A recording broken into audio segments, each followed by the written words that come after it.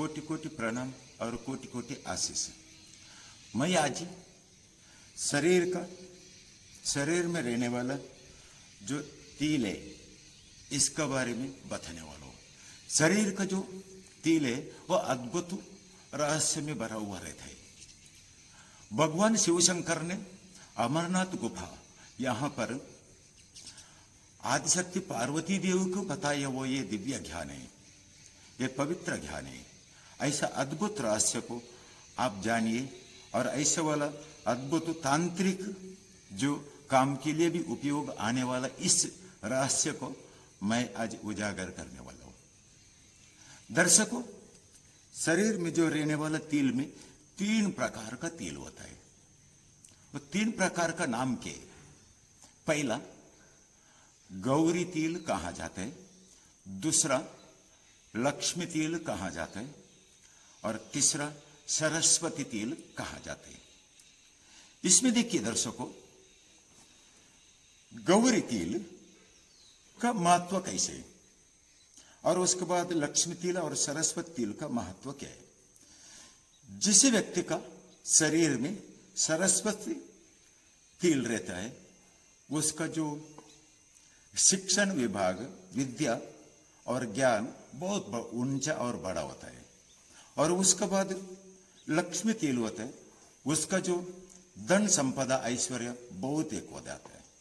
और उसके बाद गौरी तिल किसका जो शरीर में रहते है उसके पास विद्या भी रहता है, धन भी रहते है और उसके बाद वो शक्ति संपन्न भी रहते है। ऐसा इसका महत्व है। और उसके बाद देखिए दर्शकों, जो कहां कहां पर रहने से क्या क्या होता है दर्शकों समझ लीजिए।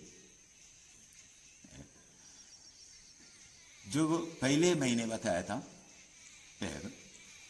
किसका पास सरस्वती तिल होता है वो विद्या का निधि बन जाता है, ज्ञान का निधि बन जाता है, संपन्न बन जाते हैं, वो परिपूर्ण होते हैं।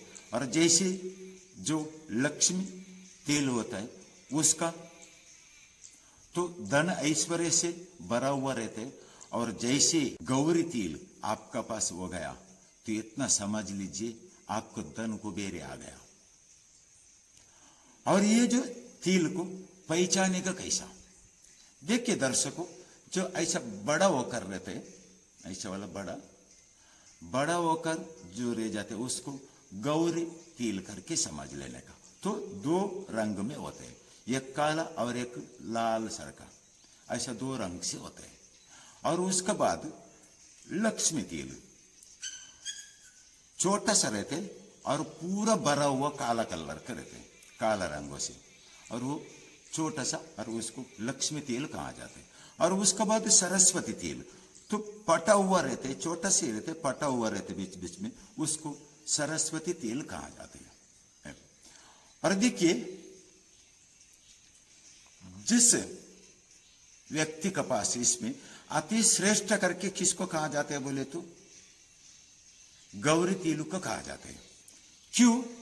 गौरी तिल किसका पास है? उसके पास विद्या भी रहते, धन भी रहते और शक्ति भी रहते। इसी कारण से उसको सर्वश्रेष्ठ करके मान्यता दिया गया, जो बड़ा वाला। जो व्यक्ति का पास गौरी तिल होते हैं वो व्यक्ति बहुत बड़ा महापुरुष बन जाएगा। ये निश्चित अंतिम अटल सत्य है, क्योंकि साक्षात स्वयंभू आदि शक्ति का पास भी ये गौरी तिल थी। इसी कारण से जगत जननी बन गई, इसीलिए तो महापुरुष नहीं बन गई, तो केवल महाकाल का धर्मपत्नी महाकाली बन गई। जितना बड़ा शक्ति संपन्न होता है जो गौरी तिल रहने से। इसीलिए जो गौरी तिल किस व्यक्ति का पास है उसको सदगुरु का सानिध्य अति आवश्यक होना चाहिए। जिसका पास सदगुरु नहीं है उसको कौन सा भी ज्ञान नहीं है, इसीलिए सदगुरु का सानिध्य में रहने का। और उसके बाद इसमें तिल पर एक ऐसे कौन सा भी तिल कहाँ भी रह जावे, इसमें कौन सा भी साइड इफेक्ट नहीं है और कौन सा भी नुकसान भी नहीं है। कोई ऐसा बता देते अब वहां पर रहेगा तो ऐसा हो जाते, यहाँ पर रहेगा तो ऐसा हो जाता, ऐसा कुछ भी नहीं है दर्शकों। कहाँ भी वो तिल कौन सा भी उसमें साइड इफेक्ट नहीं है, कुछ भी नहीं। लेकिन कहाँ कहाँ रहने पर क्या क्या फायदे है ये मात्र जरूर है। नुकसान मात्र लॉस बिल्कुल नहीं है, लेकिन फायदा मात्र बहुत है। देखिए दर्शक, जिस व्यक्ति का नाक पर, दर्शक ध्यान दीजिए, जिस व्यक्ति का नाक पर और हाथों का हथेली पर, जिस व्यक्ति का हथेली पर और नाक पर तिल रह गया, समझो दर्शक इतना समझ लीजिए, उसको करोड़पति बनने से कोई भी नहीं रोका सकते। ये अंतिम और अटल सत्य है। इतना बड़ा उसमें तांत्रिक यह है। दर्शकों, इसमें ऐसे होते, हथेली पे रह सकते, वो गौरी तिल भी हो सकते, और नाक पर और लक्ष्मी तिल भी हो सकते, और गौरी तिल भी हो सकते, इसमें कौन सा भी हो, लेकिन ये जगह पर अगर रह गया, उसको करोड़पति बनने से कोई नहीं रोका सकते। और उसके बाद और एक गुप्त जानकारी देना चाहता हूं। जिस व्यक्ति का जो तिल कौन सा भी हो लिंग पर रहते, वो भी बहुत बड़ा करोड़पति बनते, परंतु एक सावधान, उसको कानून का बंदी का संकट आ जाएगा।